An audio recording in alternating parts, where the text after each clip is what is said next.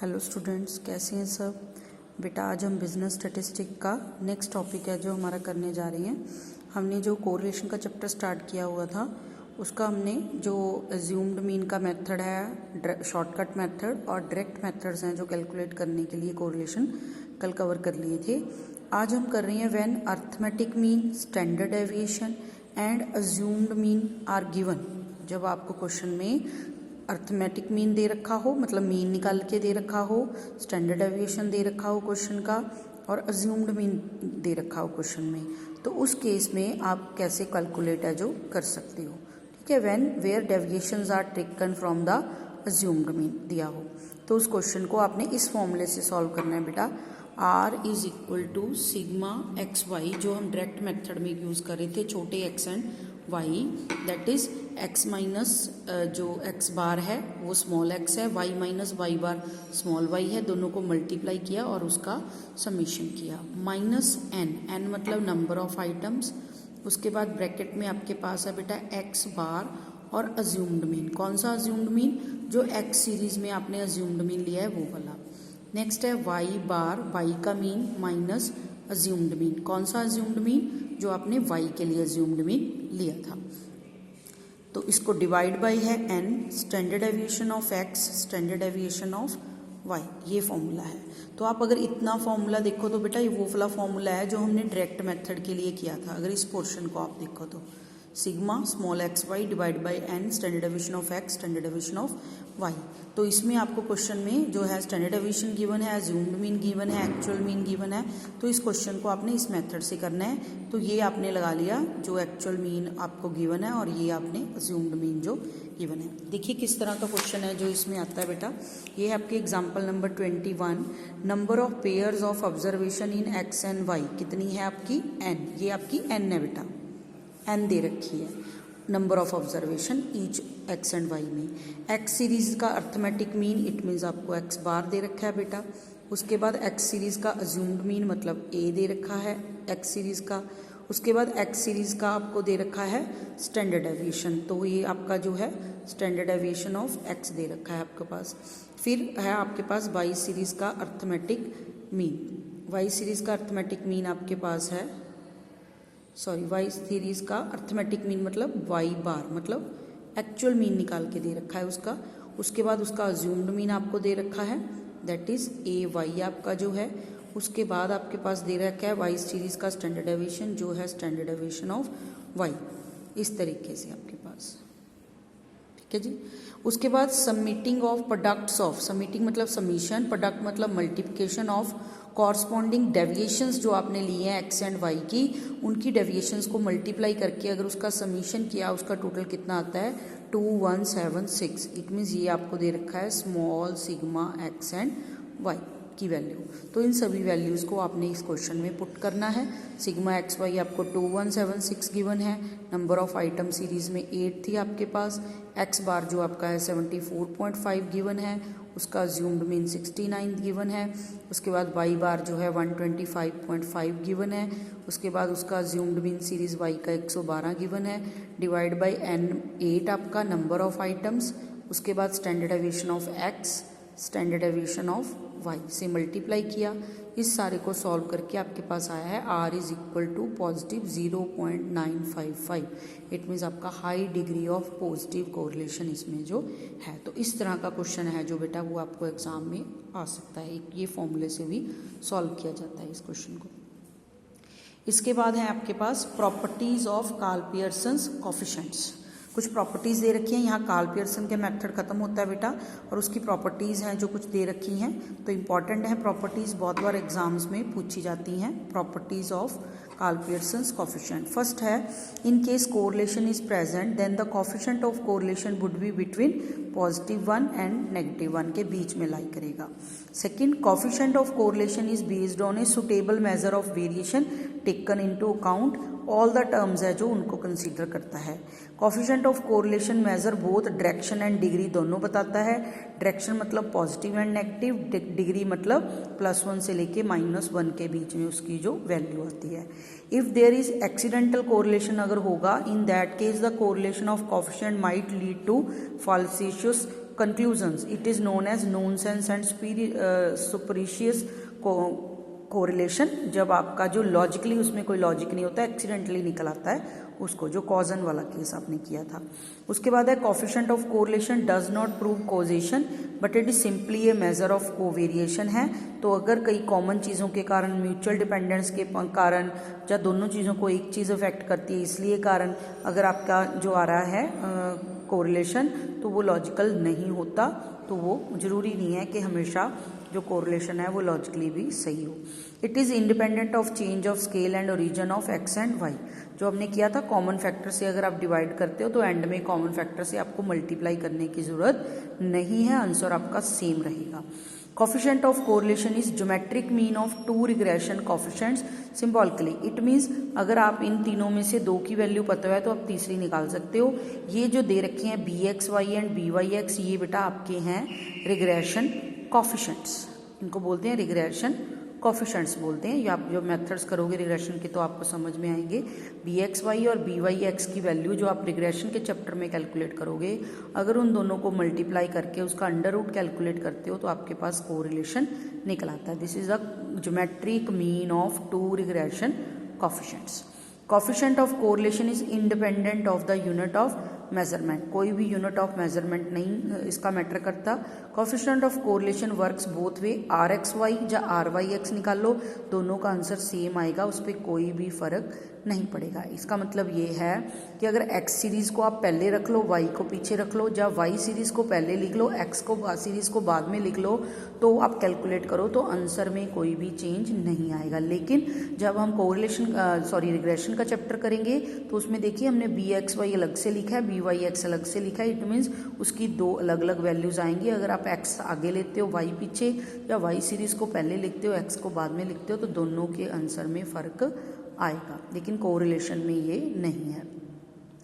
उसके बाद है अगर आप कोई कांस्टेंट वैल्यू है जो वो ऐड कर देते हो आपकी सारी आइटम्स में, तो उसके आंसर पे कोई भी फर्क नहीं पड़ता।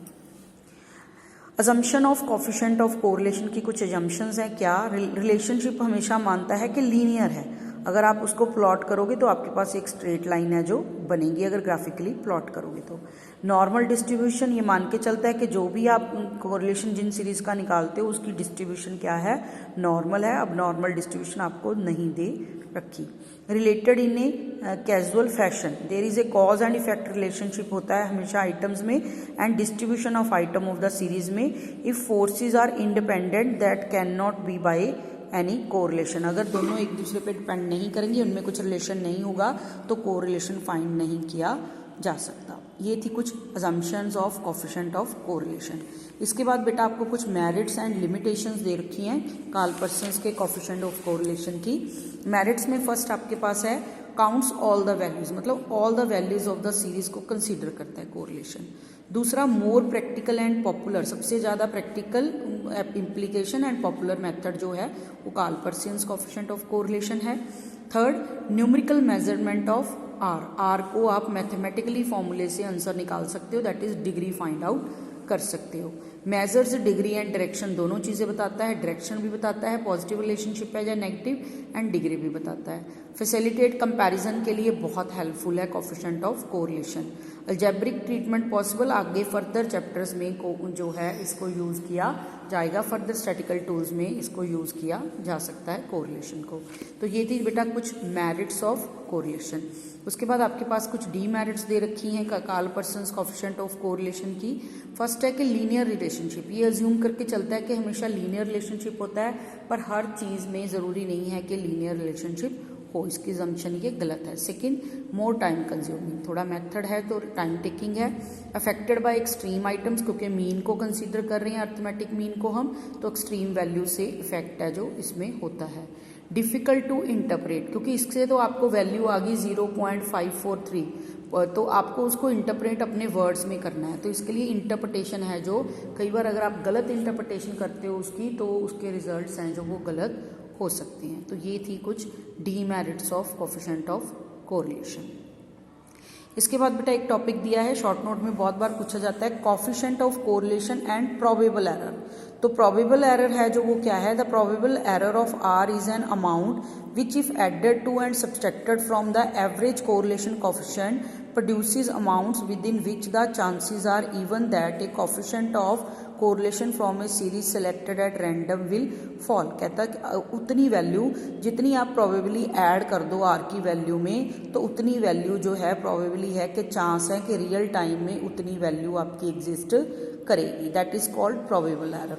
तो प्रोबेबल एरर का फॉर्मूला दे रखा है, probable error is equal to 0.6745 1 minus r square divide by under root n. तो जो आपका 0.6725 है इसको आप 2/3 लिख सकते हो। अगर 2/3 लिखोगे आप तो इट मीन्स आप इस फॉर्मूले को इस तरह से भी लिख सकते हो, 1 minus r square divide by under root n equal to probable error. तो 2 से को अगर 3 से डिवाइड करोगे तो भी आपकी यही वैल्यू आएगी। इट मीन्स 1 माइनस कोरिलेशन की square divide by under root n number of items. आप कैलकुलेट करोगे तो आपके पास प्रोबेबल एरर आ जाएगी। अब हम बोलते हैं इंपॉर्टेंस क्या है प्रोबेबल एरर का, क्या फ़ायदा है हमें। Probable error determination of limits decide करने में कि किस रेंज में आपका आर एक्चुअल में लाई करेगा उसको डिटर्मिन करने में हेल्प करता है। दूसरा, इंटरप्रिटेशन की जा सकती है इससे आपके रिजल्ट्स की। कैसे इंटरप्रिटेशन की जा सकती है, देखिए, if r is less than the probable error, r जो है वो छोटा है प्रोबेबल एरर से, then there is no evidence of correlation in two variables. तो दोनों में कोई भी कोरिलेशन नहीं है क्योंकि आर बहुत छोटा है प्रोबेबल एरर से, तो कोरिलेशन क्या है, इनसिग्निफिकेंट है। If r is greater than probable error, अगर आर की वैल्यू ज़्यादा है प्रोबेबल एरर से, देन द कोरिलेशन हम मान सकते हैं कि सिग्निफिकेंट है। But if r is not more than 6 time the probable error, r बड़ा तो है लेकिन कितने गुना बड़ा होना चाहिए, 6 गुना प्रोबेबल एरर का। अगर प्रोबेबल एरर का 6 गुना कर दो फिर भी आपका आर बड़ा होता है तो माना जाएगा कि सिग्निफिकेंट है, अदरवाइज आर सिग्निफिकेंट नहीं है। If the probable error is small then correlation is definitely existing where r is above 0.5। अगर प्रोबेबल एरर की वैल्यू जितनी छोटी होगी और आर की वैल्यू जितनी बड़ी होगी 0.5 से, उतने चांसेस होंगे कि कोरिलेशन है जो वो सिग्निफिकेंट है। तो ये आपकी जो वैल्यूज़ हैं दे रखी है। एक दे रखा है इफ़ आर की वैल्यू है जो 0.3 से बड़ी है तो probable error is relatively small है, तो नॉट ट्रीटेड एज मार्क्ड, क्योंकि जो आपका आर है उसकी वैल्यू 0.5 से ज़्यादा होनी चाहिए, तब भी आप प्रोबेबल एरर से कंपेयर करके देखोगे। अगर आपकी वैल्यू 0.3 से कम आ रही है आपके आर की, तो आप प्रोबेबल एरर है जो उससे कंपेयर नहीं कर सकते, आर आपका अप टू मार्क नहीं है। ठीक है, तो ये थी इसकी utility and interpretation probable error की कैसे की जा सकती है। इसके बाद बेटा एक टॉपिक आपके पास है स्टैंडर्ड एरर का, सिग्निफिकेंट लिमिट्स वैल्यूज। ठीक है, तो इसमें फॉर्मूला जो है दे रखा है, modern statistics have developed another formula to test the significance. वो हमने सिग्निफिकेंस चेक किया था प्रोबेबल एरर से कोएफिशिएंट ऑफ कोरिलेशन का, तो एक और मेथड उन्होंने निकाल दिया है जिसको हम बोलते हैं standard error method and at the place of probable error. Standard error is equal to 1 minus r square, वही जो हमने कैलकुलेट किया था, divide by under root n. तो अगर आप इसका मतलब ये कह सकते हो आप कि प्रोबेबल एरर किसके बराबर है, 2/3 ऑफ स्टैंडर्ड एरर। अगर हमने स्टैंडर्ड एरर जो कैलकुलेट किया है उसको 2/3 कर दें तो आपका क्या आ जाएगा, प्रोबेबल एरर। तो फॉर्मूला वही है 1 minus r square divide by under root n. अगर आप इसके आगे 2/3 लगा दोगे तो ये प्रोबेबल एरर का फॉर्मूला बन जाएगा। तो इससे भी आप सिग्निफिकेंस जो कोरिलेशन की उसको फाइंड आउट कर सकते हो। एक टॉपिक बेटा छोटा सा आपकी बुक में दिया हुआ है इस चैप्टर में, कोएफिशिएंट ऑफ डिटर्मिनेशन। कई बार शॉर्ट नोट में पूछ लेता है क्या होता है। The coefficient of determination gives the ratio of explained variance to the total variance. जो वेरिएंस को एक्सप्लेन किया गया है और टोटल वेरिएंस जो उसमें डिफरेंस है, उन दोनों में क्या रिलेशनशिप है। It is a method develop to interpret the coefficient of correlation, को इंटरप्रेट करने के लिए किया गया है। The interpretation of coefficient of correlation is not a simple and very easy affair. बहुत मुश्किल टास्क है क्योंकि एक कोएफिशिएंट अगर आपका 0.80 आ रहा है, मतलब 80% 0.8 आपका आ रहा है, तो ज़रूरी नहीं है कि एक्स एंड वाई में जो रिलेशनशिप है वो बहुत ज़्यादा है। It depend upon the coefficient of determination. तो कोएफिशिएंट ऑफ डिटर्मिनेशन है जो उसको आर स्क्वेयर से डिनोट किया जाता है और उसको कैलकुलेट करने का फॉर्मूला है explained variance divide by total variance. This is a formula to calculate coefficient of determination. तो इसके लिए शॉर्ट नोट के लिए आपके लिए इम्पॉर्टेंट है बेटा ये।